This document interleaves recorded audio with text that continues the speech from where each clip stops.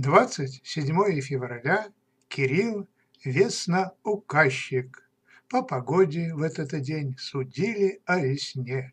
Если она оказывалась хорошей, это предвещало крепкие морозы. Коль день хороший на Кирилла, морозов жди наверняка, то напоследок всем дарила зимы зловещая рука. Да не беда, горячим сбитнем согрел народ остывший дух.